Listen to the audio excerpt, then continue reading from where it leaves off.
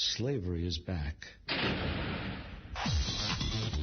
Welcome to a place where private business profit from a captive labour force, yet pennies are spent on medical services to a population in which the Indigenous, the poor and the mentally ill are overrepresented. Where isolation, humiliation and degradation are facts of life. Welcome to prison. It depends who's telling the story, I suppose. The prisoners would have one view, the people who work in the prison system would have another, and I think it's up to people to decide where the truth is. Give government propaganda and the media spin doctors the flick. And check out Doin Time for news, views and tunes on prison issues from Guantanamo Bay to Christmas Island to prisons and detention centres everywhere. Every Monday at 4 p.m. on your community radio 3CR. We are still fired up and we're still talking about revolution. And hello, this is 3CR 855 AM, the Doin Time show. I'm Peter and Marissa's here too. Yep, and welcome to summer programming. Summer programming hasn't finished just yet, but the Doin Time show has chosen to come back earlier, and it's approximately 4 o'clock, and this is 3CR, as Peter said, 855 AM on the dial, streaming live on www.3cr.org.au. First up on the show, we're going to be speaking with Ken Canning, who is a very much well-loved member of ISJA, and he has done a lot of work in Sydney with Indigenous peoples. And Ken is going to be speaking about Aboriginal deaths in custody, and specifically speaking about the Dungay family. There was a young Aboriginal man who died, and there was a rally. This particular man died in custody in New South Wales 2 years ago. So this particular rally that Ken is going to be talking about is marking his second anniversary of his death. And the family has gone to the gates of the prison. And this was some weeks ago now, and have confronted guards outside the former prison on the second anniversary of his death. And I'll just give a little bit of a short summary. The 26-year-old diabetic was 3 weeks away from being released on parole when he was restrained and died in Sydney's Long Bay Prison Hospital in 2015 because he refused to stop eating biscuits.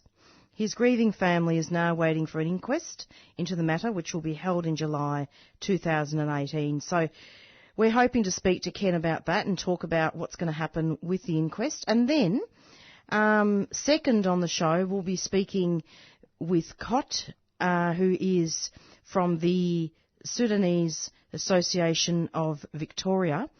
And we're going to be speaking about a very interesting topic. There's been a lot of media coverage about Victoria and about how there have been some home invasions and crimes, and we have actually discussed this extensively over the last year or so.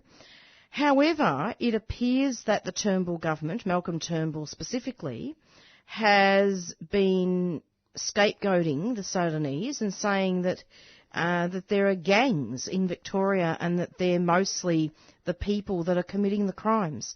So we're going to be speaking with Stott about that. Cott about that at 4:30. So yeah, did you want to go into some musical announcement, Peter, while we line up that interview? I'll just go into a song.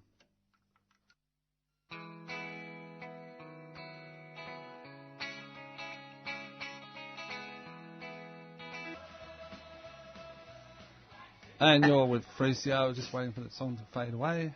And what song was that? Oh, sorry. Waiting for the Great Leap Forward by Billy Bray.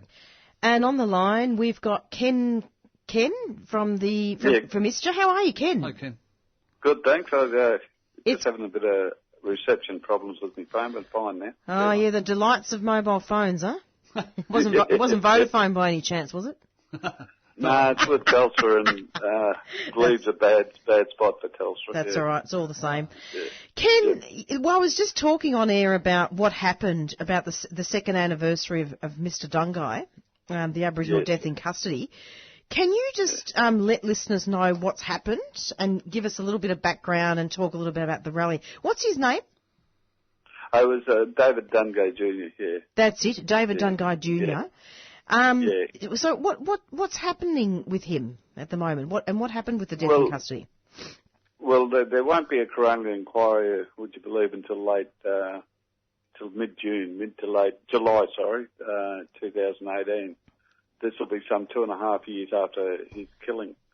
And, this is not good enough. The whole thing is there's also been video footage that the family have seen. Some of it's gone missing.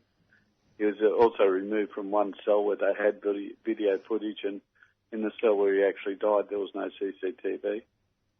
But you could see on the way through there was a lot of terrible things that the family had to witness on the CCTV footage.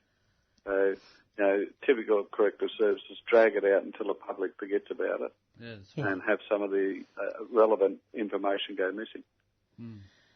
And how did that go missing, Ken? This is another damning reason why there has to be totally independent inquiries.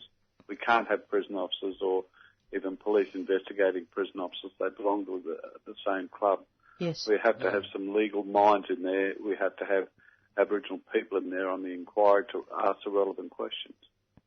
How do you how did the footage actually go missing? How was it discovered missing?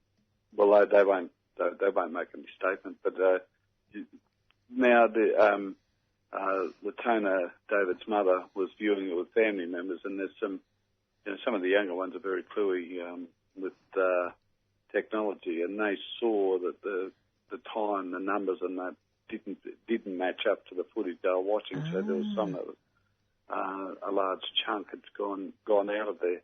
So that was one way, because what they had to see in the first place really distressed them. You could imagine they saw the last seconds of the last minutes of her son's death. It really distressed her. But to know that there's actually stuff missing, and when asked, corrective services, they have no comment. They don't know anything about it. They don't know what's happened. The usual stonewalling rubbish answers. Personally, I think both the commissioner and the minister should go. They should be gone. The ones responsible, who were in the hierarchy when it happened, the officers who were there when it happened, should not be working at the moment. They should be stood down. David Tubridge, the Greens MP and Member of Parliament in New South Wales, he's called for. He said he has said all along that they would have treated any deaths in custody as a murder or manslaughter inquiry, the evidence gathering would be far different. But what they do now is they just gather information for the coronial inquiry, which is a far different set of inquiries to a murder or manslaughter investigation. If it was a murder and manslaughter investigation, the officers would have to be separated, questioned, and if there's any abnormalities in their statement, there'd be charges laid. But just gathering information is a laxy days a way of, do it when you can. It's not going to happen for a long time. So it's almost a haphazard approach to finding out what happened. By the time it gets to 2.5 years later, it gets to a coronial inquiry.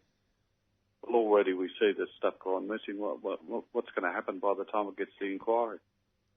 I'm very concerned about any death in custody that's not treated as a suspicious killing. If the investigation went under the parameters that it was a suspicious killing, there'd be a far different sets of evidence come out. Yes. So we've got to get to that stage where society starts looking at suspicious death in that manner that we just spoke of. That the inquiry takes up a different framework, but still there has to be an independent body in all inquiries with Aboriginal deaths in custody. The fact remains, in 230 years, not one prison officer, not one policeman has been found guilty of the death of an Aboriginal person. That's an alarming fact in any society. Like with Lex Watton, Ken. Sorry? Like what happened with Let's Get Ken back. Hello, Ken. Yep. Yeah. That's funny okay. Old friend of mine. Look, you've covered some really important points, and those being in regards to the CT footage, suspiciously going missing, and with Mr. Dungay, and dying quite tragically, really, and police investigating police. And the question that it was a comment and question I wanted to ask you, like you were just talking about how police haven't been acquitted. Sorry, not acquitted. Police haven't been charged, have they? Yeah. With deaths in custody. Well, one's been charged that I know. That was Detective Hurley in Queensland, the Mr. Dungay death, but he was found not guilty. Yeah, he was acquitted after that. Despite evidence to the contrary, he was acquitted. Yeah. Exactly, and I had mentioned Lex Watton and Cameron Dumudgy in that particular thing, and I don't think you heard me, but that's cool. Yeah. So what can we do? What can we do as a community to try and change this? Well, I think Australia's got to get outraged. It's got to get really outraged. To date, there's not enough outrage about the whole thing of what I call murders in custody. There's not enough outrage. When we have rallies in the street, we don't merely draw the numbers, but we get people going to the streets for a whole lot of variety of reasons. And you'll get them going in thousands. But I think people put this in the too hard basket. And, the families, ISJA deals with the families, and we're dealing face-to-face with the families, and they're absolutely shattered. They're shattered, but they are hopeful, even with David's rally. It was at an awkward time, one on the 22nd outside Corrective Services, one on the 29th outside Long Bay Jail. Both attracted about 60 people. But, you see rallies for all sorts of other things, which are worthwhile causes, but we're not getting the same numbers. So I say Australia's got to wake up and get outraged. Our people are being murdered legally by the state, and nobody is ever held accountable for it. Yeah. Nobody. If it happened to any other group of people in this country, there'd be outrage. And that's what people have to do. There has to be outrage. We've got Invasion Day coming up. Now, I don't know what's happening down there, but here in Sydney, we will have some of the families speaking at the rallies because they want to. They requested to speak at the rallies because there'll be large numbers of people there. Good. They want to talk about these murders as part of the ongoing invasion of this country. And until they stop, till the murders stop, this country can't call itself a country that is fair to anybody because the First Nations people are being killed off. I think nationally since June 2016 we've had 16 deaths. Atrocious. Unnecessary deaths. That's a tragedy. Could you imagine that happened to 16 white people with no explanation? And some of the evidence we've been able to gather through lawyers and things like that is it points straight to killings, to murders. If you look at Eric Whittaker's family, they had to witness their son on life support, technically dead, chained to the bed, and the screws, the prison officers would not allow the shackles on his ankles to be taken off. The man was technically dead. The family has to live with that horror. And this is something that Australia does not know. It's actually put in one of the newspapers here at long last. Some of the news is starting to get out, but by and large, Australians don't know what's happening. They need to know, and they need to get angry about it. And look at what happened with Peter Clark, Ken. Yes, yeah. He was in the hospital. Yeah, shackled, and it's if you look at the David Dungay case, he screamed 13 times, "I cannot breathe, I cannot breathe, I cannot breathe." They had him in a stranglehold. The answers they gave him was, if you can talk, you can breathe. Now, as bad as the Northern Territory is, when somebody is being held in a prison in any form of custody, as soon as they scream out, "I cannot breathe," all officers, whether they're police or prison officers, have to stop what they're doing immediately and tend to the person's health needs. And that's as bad as the Northern Territory is. So, in actual fact, the Dungay family now, if their son was locked up in Northern Territory, he'd be alive today. And that's under the occupation of the intervention. And that's under one of the most racist regimes that this country has seen. But the fact remains, as soon as somebody yells that out, they have to cease what they're doing and check on their health. in New South Wales, they did not cease. As a matter of fact, he was heard to call out, "What are you doing? I am not resisting." He told them to let him go. He said, "I'm not resisting."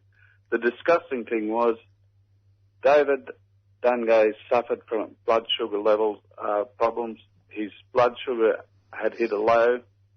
He was allowed to keep biscuits in his cell to have them to get his blood sugar levels up again.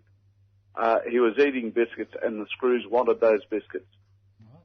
And his death is over a packet of biscuits. The screws wanted the biscuits? They wanted him to stop eating the biscuit. He was eating them because to get his blood sugar levels back up. Yeah. And they didn't want that. He was in the Long Bay Hospital. He was already in hospital. Now, you know, over a packet of biscuits, we've got a whole family grieving because these callous, murderous officers wanted to take the biscuits off him. So it turned into 8 of them, putting him in knees in the back, strangleholds, and then they hit him with a strong sedative, which the name escapes me now. 90 seconds later, he was dead. All because of a packet of biscuits? It's over a packet of biscuits where he was maintaining his own health. You know, which, you know, that was the permission he had. That's why he was allowed to keep the biscuit. He was maintaining if he has a low sugar drop, which my wife does. So yeah. I keep treacle in the fridge. When she drops, I put a big spoon of treacle in her mouth to get the levels back up. He had biscuit. Just to clarify, Ken, so David Dungay was actually 3 weeks away from being released on parole, wasn't he? I wonder if that had anything to do with it. 3 weeks? Well, it seems quite funny because the latest killing of Tane Chatfield in Tamworth Jail, he'd been held for 2 years on remand with no evidence. There was no witnesses to say that he committed the crime he did. And his lawyer had said to the family, he's going to trial this week, he'll be out before the end of the week, there's no evidence. Lawyers don't normally tell you that unless they're 100% sure. So they made it known. They told the young fellow he had a visit from his mother on the weekend, said, "I'm coming home." He even told her what shirt he wanted to wear out of the jail. He was on the eve of getting out when he was killed. Yeah, well, you've got to wonder. They said he hanged himself. So here's a man who spent 2 years fighting the justice system, has got word from his lawyer he's going to finally beat the charges and walk free, and they try to convince you he hanged himself, but the family have photos that he has bruises from head to toe. So that he's cut lips, he's got flesh under his fingernails. Was that resolved? And skin under his... Pardon, Was that resolved, Ken? No, that's going to wait for another coronial inquiry, which we would imagine will take another 2 years to happen. It's absolutely disgusting. Yeah, it's disgusting, Ken, and in fact, we've actually got another interview very soon. But I wanted to just ask you, in regards to the Royal Commission into Aboriginal deaths in custody, how do you think that in this particular situation, how do you think the guards, the justice system, and the hospital broke those recommendations? Oh, well, look, if you went through them, they probably broke 2 dozen of them, you know. Again, it's implemented in the Northern Territory. If somebody says, "I can't breathe," you've got to cease and desist what you're doing immediately. That's right. Something that comes straight out of the Royal Commission. So that one alone, would have saved his life.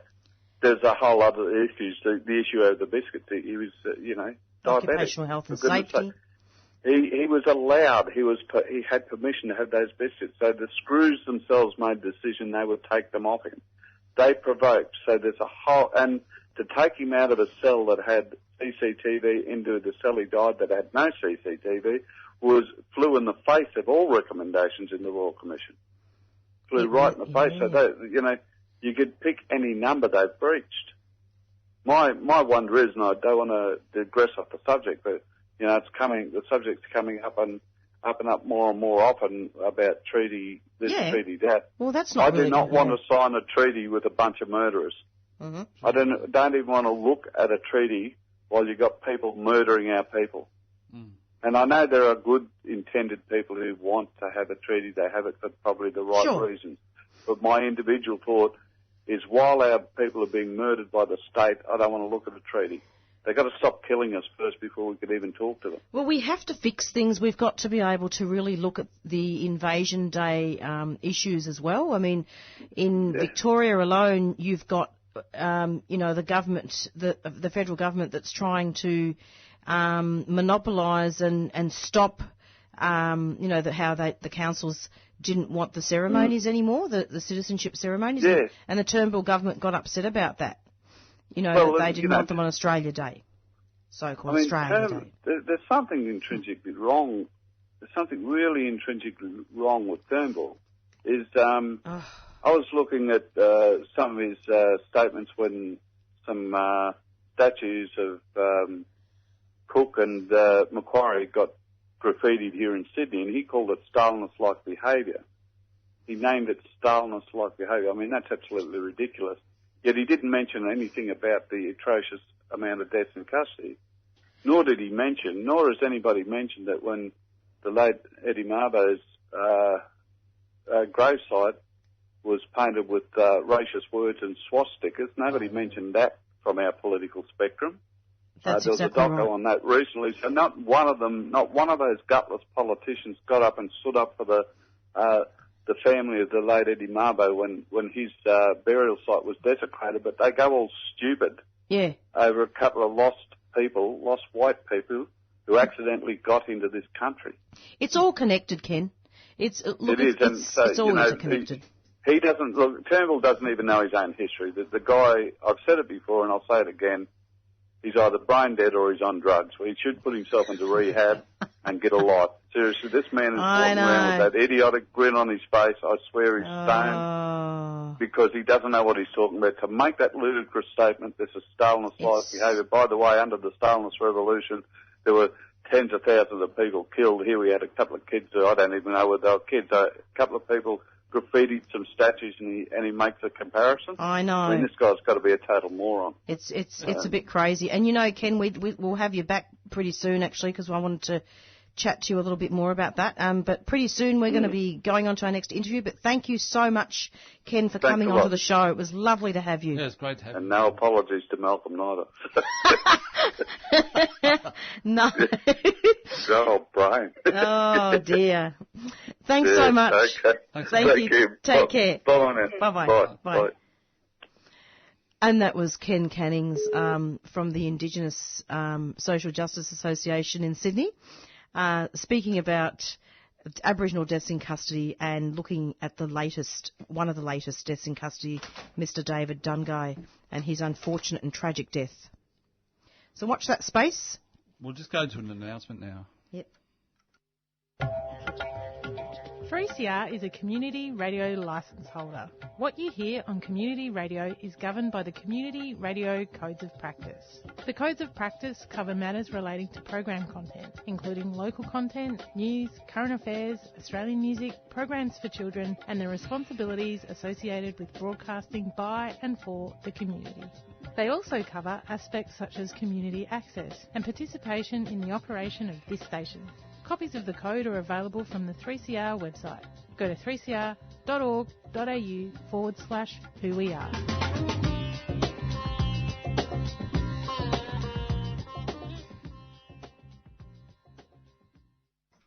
And you're listening to the Doin Time show, 3CR Community Radio, 855 AM on the dial, streaming live on www.3cr.org.au. And we're going to be speaking next with... It's online now. Yep, that's good, with Stott, who's... Cott, from the Sudanese Association of Victoria. My apologies for that. Hey, Cott. Yes, good day. Yeah, sorry, Cott, about the mispronunciation of your name. That's okay. Okay, any corrections you want to make for that before we go on? It is Cott Mono. I'm the Beautiful. chairperson of the Sudanese Community Association in Victoria Incorporated. That's lovely. Thank you very much for the introduction. Now, I'm wondering, we have heard some excellent interviews on the ABC and on various media outlets with you and Richard, and I was really impressed, which is why Peter and I have invited you onto the show. And before we actually go on to the interview, I just wanted to just let you know that the Doin Time show looks at prisons, refugees, and looks at Aboriginal deaths in custody.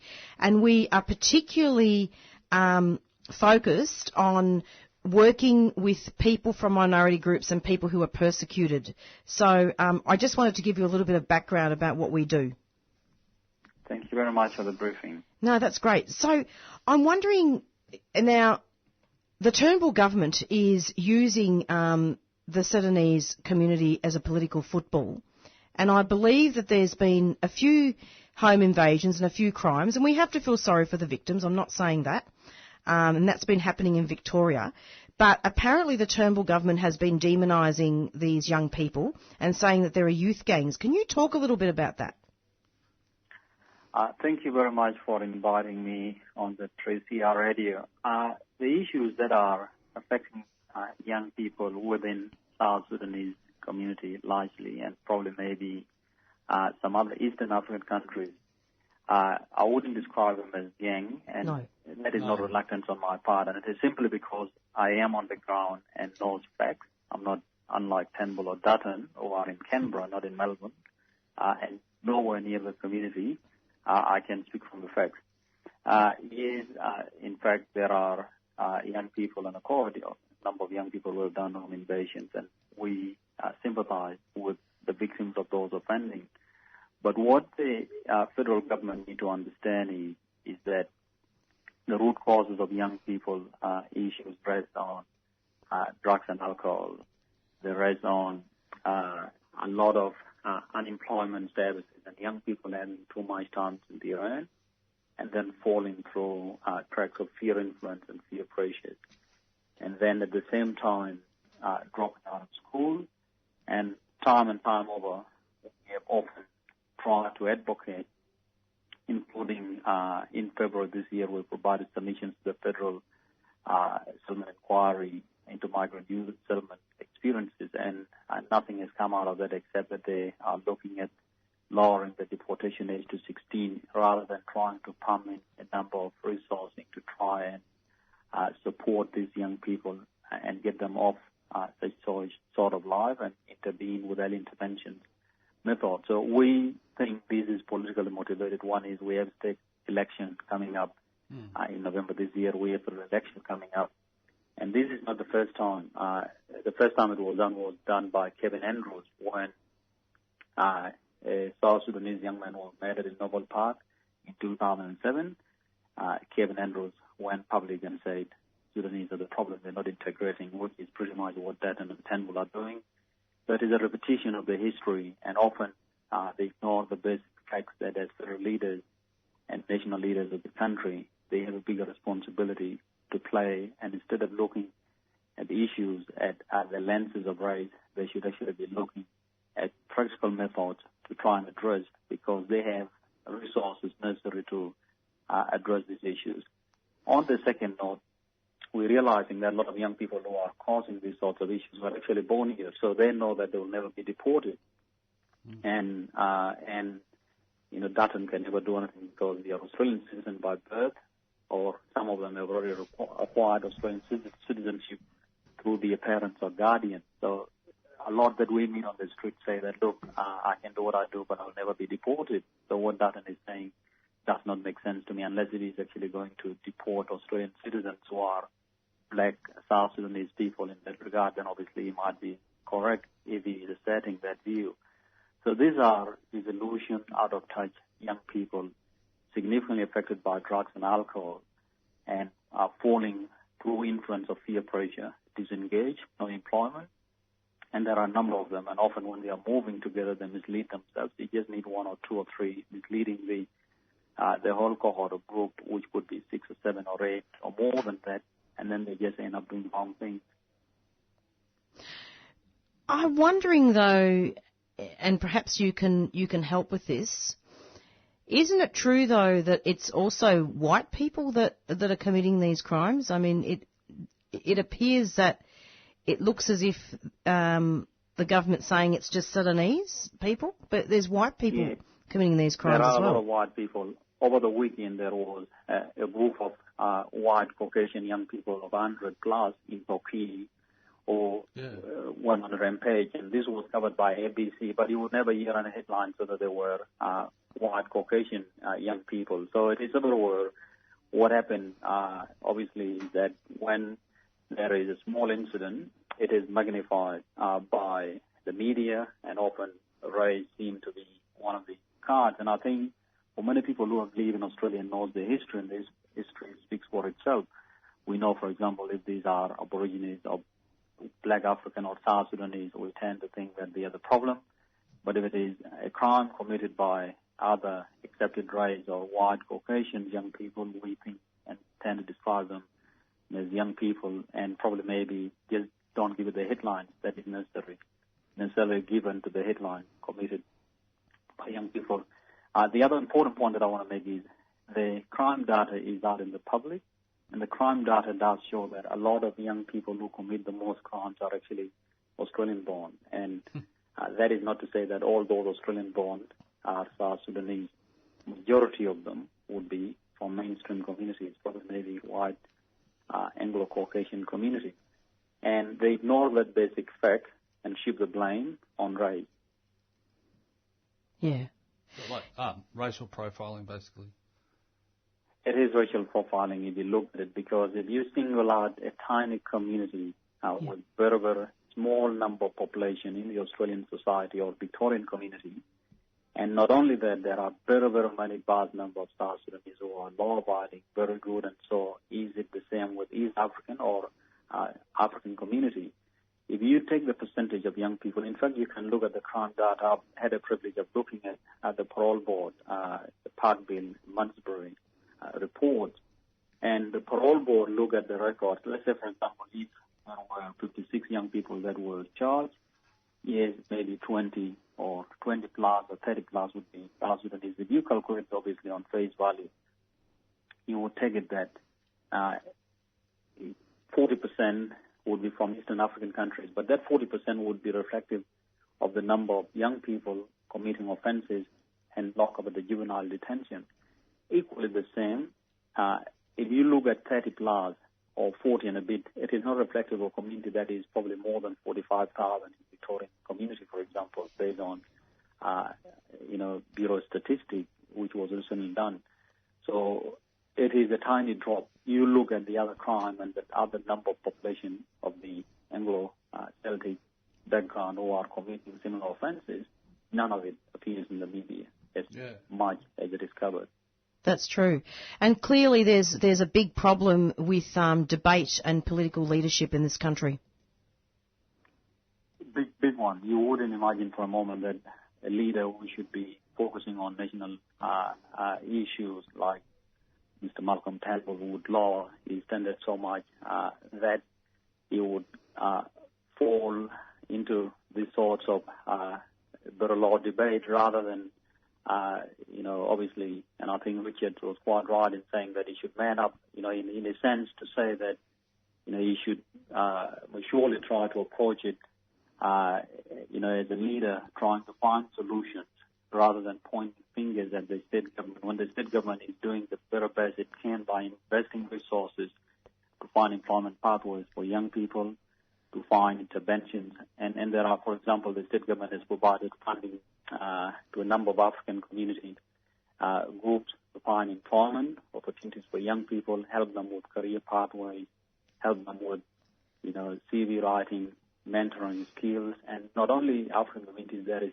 significant millions of dollars that have been pumped into the not-for-profit sector, which are run and managed by Anglo or any other racial groups, and who are there and have predominantly been providing services for the last 20, 30 or 40 years. And this funding is coming from the state government full of funding to address the issues. That's the mature way of addressing things rather than a federal leader coming out to say state government has failed and practically speaking they don't have an investment on the ground that they are doing or have invested to try and address the issue by either, trying to find ways that will address the issues or the root causes of the young people's behaviour. Last October, I believe that there was a county court judge, and he was also chair of the Youth Parole Board, I believe it was Michael Burke, that he was expressing serious concerns about the overrepresentation of teens from East Africa, mostly Sudan, in youth justice. Why is that? Michael Berg, fortunately, has also written an article, and I think it is on ABC website, and it is as current as probably a few days old as of now. In fact, his views are that he expresses concern, but he also said that it is not as Malcolm Turnbull always states it, or as Peter Dutton is trying to scaremonger the Australian community or Victorian community. His concerns are that, yes, there is a 40% number of young people from Eastern African backgrounds who are caught up in the justice system. I've had the privilege of reading the Parole Board report. And as I said earlier on, the 40%, for example, would be an equivalent of 30 plus or 40 plus of number of young people in detention. And his concerns are that there has to be ways to try and rehabilitate these young people. And in fact, the government has moved on to try and and legislate tougher laws like tougher curfews. And if young people breach, obviously, then that means that they'll be detained in detention. And trying also, when we are in the community, setting up services to try and rehabilitate them much more and getting the community involved. And I think those are the concerns, because his concerns are around the rate of recidivism, whereby young people often get in, get out, reoffend, get in, get out. And he is of the view that these sorts of reoffending has got to be minimized, or there has to be significant resources to bring forward an intervention that would put it to an end. It's approximately 4:43, and you're listening to an interview about many issues in regards to racial profiling and other issues. And certainly, I want to make it clear again that I am not saying that crime shouldn't be like this. The crimes are not excused, are they? Like we do feel very sorry for the victims, isn't it? Exactly. We sympathize and feel sorry for the victims, and in fact acknowledge the very fact that there are victims of home burglaries, carjacking, assault. But it is equally the same, just like it has been in this country, that those sorts of crime have existed and have been committed by all people of all races. Yeah. Crime has no color. The whole debate should be around punishing the offenders, in the toughest way possible, so that the victims can get justice, but without shifting it to race and saying that if you are a black person, or if you are an African person, or if you're a South Sudanese or Eastern African person, then your child or yourself or your color of skin is prone to committing crime. There's nothing like that. Absolutely. And in fact, we have made it our business on the Doin Time show to talk about long-term programs and to encourage the government to actually deviate their spending and put it into programs rather than prisons, and communities rather than prisons. Exactly. A lot of young people have long-term prospect of being rehabilitated, and I think they have to just try to, obviously, those that can never be rehabilitated, prison obviously is the only way to get them to do time. Those vast majority that can benefit from early intervention is to set those programs up rather than funding cuts or ignoring the issues. And when we have reached this climate, you then shift the blame politically or blame it on race. And the federal government knows very well that a lot of the failures have rested and vested heavily on the federal government funding cut over the years. The settlement of the migrants is a responsibility of the federal government. And when new migrants are being resettled, there was very limited support. Sometimes it can be extended up to 5 years by the time you try to narrow and navigate what could you get. Within 5 years, everything has dried up. It has gotten even worse over time. And all these cuts have meant that a lot of people are falling through the cracks and they're not getting the support necessary for them to get integrated. And I think those failures should be reflected very well in the federal government policies, rather than trying to now say, well, it is the state government that has failed. or it is the Southern community or the Black African community that has failed. Absolutely. And the Victorian Sudanese Association of Victoria, can you briefly just talk about some of the work that you do? We do a vast number of work. Our work involves working with other not-for-profit communities, groups, including the likes of, for example, eHealth, MyCare, CMY, and there are lots of other not-for-profit bodies. The other work that we do is involve working with the government. The other work is also with a lot of business groups to try and run programs. The programs we run is, one, we run what we call Empower Youth Program, servicing up to 50 young people to help them find employment. And these are young people who have been in contact with the justice system, and from the age of 14 to 24. And we have a youth worker that often work with young people to try and support them through cultural engagement activities, dancing and intergenerational discussions and mentoring with elders and other community volunteers, helping them into employment pathways, and at the same time liaising with the broader community and the police to try and find ways that work to try and help young people. The other work that we do is, as the umbrella body, we have, if you call the mini department within the broader Southern Community Association, as a peak body, we have sub-community leadership. And those sub-community leadership, we have a lot of activities that we do to engage young people. For example, we have a lot of cultural dancing activities that are held every fortnight. We have wrestling events, and these are aimed at engaging young people within parks or within specific locations to avoid them getting into nightclubs or gathering, unnecessarily in the CBD and causing issues, for example, and it is only by providing them those sorts of engagement that you are able to obviously reduce the boredom. They come and dance, and it is a physically demanding sorts of dance. By the time they finish, they go and shower. There are basketball events that are held, probably you would have heard of them. There are bigger tournaments held twice annually in July and in December. And we have thousands of young people who run those sorts of programs as a community. And the work we do obviously also involves running parenting programs, because part of the issues in play is issues between child protection and empowering young people about their rights.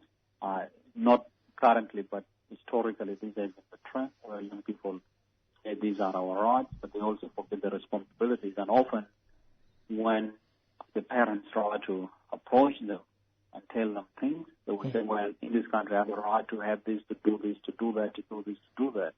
You cannot stop me from doing it.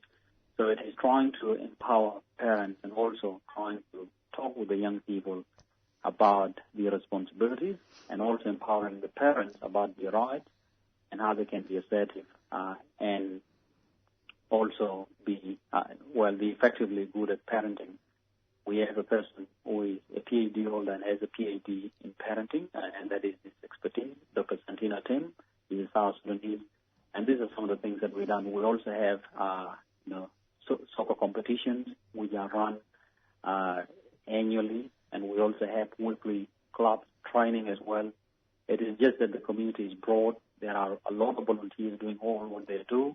Yeah. We are patrolling. The patrolling that we do, we patrol on major events like Moomba, White Night, New Year's Eve, and also around areas where young people are known to congregate and cause problems like shopping centres or Ecoville Park in Tanit. And we engage with young people on the ground. And, when we see them that they probably may be idling and congregating, we move them off. Some would be young people who have been released from prisons and probably maybe either disengaged from their communities and they are just literally on the street and would go and sleep with their mates when they can. We try to work with them. We spend from our own pockets by trying to support them, buy them a meal, like at McDonald's or wherever. Speaking of meals,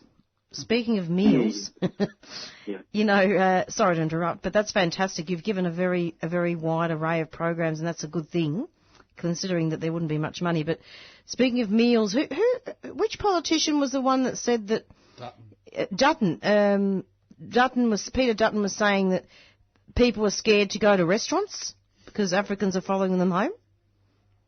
Yes, and I think that is quite untrue. The Melbourneians have reacted, obviously, by, I think some have gone on calling his office, telling them that, I'm out at a dinner and I'm safe. There are no Africans here harassing me. And I think all of us, in fact, do go out and we don't have any issues having dinner. And that obviously tells you, how Dutton is obviously trying to spread, caremongering as a way of gaining political sympathy and try and get, deeply entrenched white community who are right-wing politically to try and sympathise with his ideology. And to try to get votes, from in the next election. Exactly, which is not too far away. Not too far away indeed. It's all a tactic, I think. It's 4:52 and we're nearing the end of our show. And on behalf of the Doin Time show, we'd like to thank you very much for coming on. Are there any final comments that you wanted to make? I mean, is there a phone number or someone that a young person or anyone who's listening, if they're having trouble, if they can, what number can they call or what website can they get on? We have South Sudanese Community Association website. It is www.sscav.com.au. There's a contact form when they fill it out with all the requests and the address or contact number or whatever issues they have. It will come to an email, which is an inbox. Sure. We have unfortunately temporarily removed our contact numbers on the website following Peter Dutton's and Malcolm Turnbull's comments. There has been significant hatred and threat to the community volunteers. So a lot of death threat, a lot of hatred, a lot of name-calling. And we had to remove the contact numbers for now until obviously all of this hate and hatred subside a bit. That's really quite disgusting. Quite disgusting indeed. Thank you so much for coming onto the show, and I'm hoping we can have you back at some stage, and maybe you can come into 3CR one day and do another interview. Thank you. That'll be great. Thank you very much for offering the opportunity. Have a great week. Keep up the good work. Thank you. Thanks. Thank you. Bye-bye. Bye. Bye. And we were speaking to a representative from the Sudanese Association of Victoria, and he was speaking quite a lot about racial profiling and also looking at how we can actually stop demonising people of race. And programs we can... And the programs. And looking at crime and putting crime in its proper perspective, isn't it? Looking at holistic way. Instead of holistic, yeah, exactly. Thank you. Way that... One way. What's that word? One way or one-eyed or something? Yeah. So we've only got about 6 minutes left, but Peter, I just wanted to, and listeners, I just wanted to advertise the rally for Invasion Day, and that's going to be on January 26th, Invasion Day 2018. We're hoping to do an Invasion Day special pretty soon, and this particular rally is hosted by the Warriors of the Aboriginal Resistance, and so it's Friday 26th, 11 a.m. to 12 p.m. Parliament of Victoria, Spring Street, Melbourne, Victoria, Australia, 3002, calling all community and supporters to stand with us on Invasion Day 2018. And the rally is from 11 till 12. And then after that, you can actually go to the festival there at Treasury Gardens, and I believe Archie Roach and Dan Salter is playing along with other activities. Yeah. And just to look at the body of this advert, it's got morning protest called by William Cooper and bring flowers to lay on steps of Parliament. It's approximately 4:55 and we're going to be going out pretty soon with our theme song Black Fella, White Fella from the Rumpy Band. But before we do that, I wanted to thank Rob for producing, for making the phone calls. That's really important. Thank you to Peter for contributing to the research and organising the interviews. And stay tuned next Monday, every Monday from 4 to 5 p.m. for the Doin Time show. And next Monday, I was thinking, well, I'm not going to be thinking, we're going to be organising a special broadcast of what is Invasion Day and looking at not just about the rally, but perhaps organising some Aboriginal elders and interviewing relevant people about Invasion Day, because as Ken said, it's definitely connected to Aboriginal deaths in custody. This is a 1788 all over again. It's an Australia-wide intervention and Invasion Day that's coming up. Yeah. So, and if you want to have a look at the podcast as well, we podcast our show. So if you missed the show tonight, you can always look at the podcast. Thanks so much. See you every Monday. Stay strong, and it's goodbye from Marissa. And welcome to the new year. See you later. See you next week. See you next week. Not next and week. It's still summer programming. See you next week. Thank you. Bye.